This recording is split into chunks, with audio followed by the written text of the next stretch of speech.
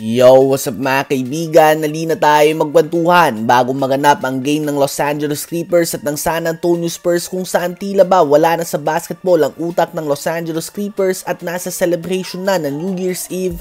Si Norman Powell ay nagliliyab nga. Nagtala siya ng 6 straight games kung saan gumagawa siya ng 26 points o higit pa.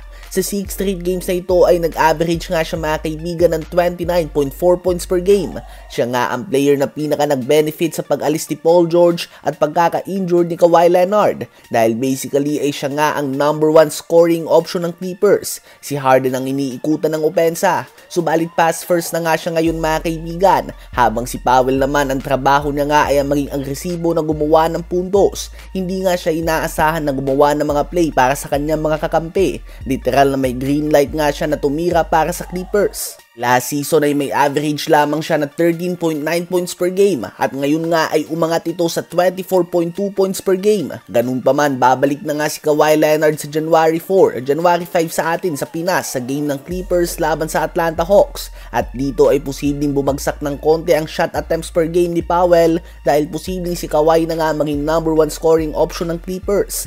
Maraming puntos nga nakukuha ni Norman Powell sa open court, subalit kapag kasama na nga niya si Kawhi Leonard at kung dito na magfo-focus ang opensa ng Clippers ay kailangan nila na bagalan ng pace. Alam naman natin na mas sanay nga si Kawhi sa mas mabagal na pace at mag-operate sa half-court set at sa may mid-range area.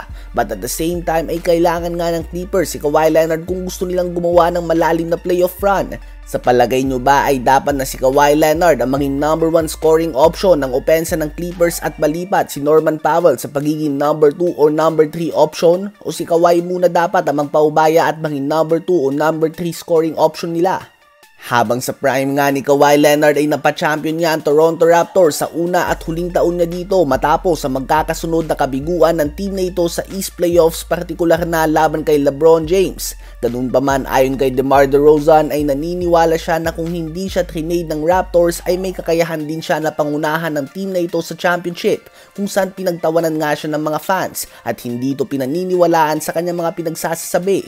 Paliwanag ni DeRozan ay si LeBron lang naman daw ang hindi nila matalo sa East Playoffs, subalit nang malipat na nga daw si LeBron sa West ay naging bukas na ang pinto ng Eastern Conference. Kaya naman naniniwala siya na kaya nilang magkampiyon kahit na hindi ginawa ang trade para kay Kawhi Leonard. Well, opinion niya ni DeRozan. May mga nagsasabi din nga na kung hindi na injured si KD at Klay ay hindi magkakampiyon ng Raptors. May iba din na nagsasabi na lucky shot ang game winner ni Kawhi laban sa Sixers at traveling pa nga daw ito. So may iba't ibang opinion nga ang mga tao sa iba't ibang bagay. Sadyang pinagtawanan lang nga ng madami si DeRozan sa kanyang pananaw sa Raptors Championship. Kayo ba mga kaibigan, sa palagay nyo ba ay kayang pangunahan noon ni DeMar DeRozan ang Raptors sa championship?